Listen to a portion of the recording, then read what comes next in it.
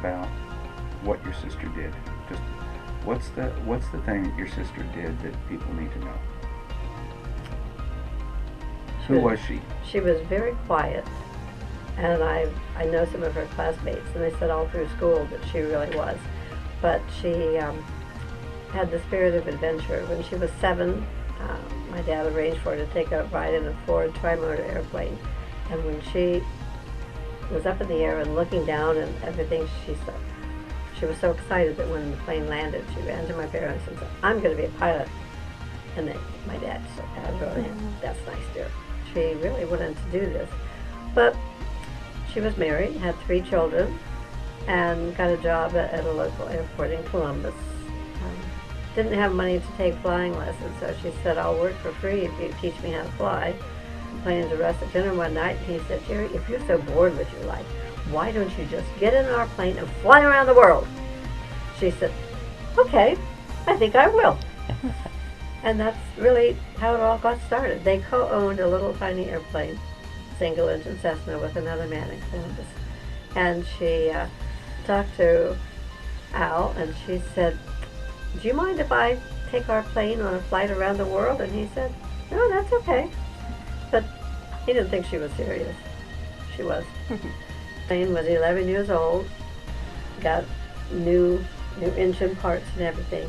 It was a 4-seater plane. They took out 3 of the seats. She sat next to a fuel tank desk pipe. The whole back of the plane was fuel tank. So there was anything she needed on the flight had to be right here where she could just reach over. We gave the plane a paint job to cover the cracks because it was 11 years old and looked it. So she repainted it, named it the Spirit of Columbus because she flew out of Port Columbus. But the flight numbers were November 1538 Charlie. Pilots always use words instead of letters because A, C, D, E all sound alike.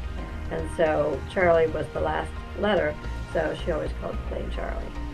And that took almost 2 years of planning though. She met with Air Force pilots, and they helped her have some idea of how she should plan her flight.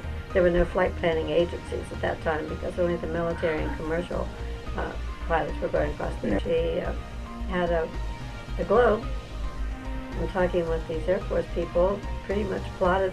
She did the planning all herself.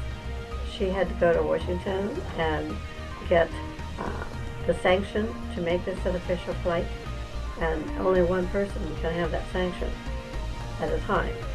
And a woman from California had announced that she was going to do this. And when Jerrie found out about that, she immediately got a plane, flew to Washington. She was there at the office when the door opened. And the NAA had to be involved.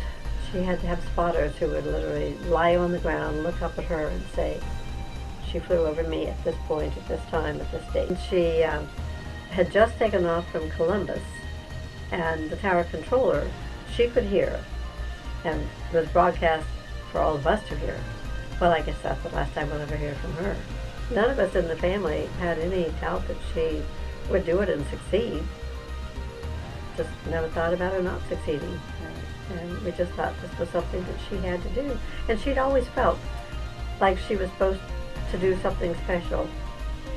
And then when she got thinking about this flight, she thought, well, maybe this is it.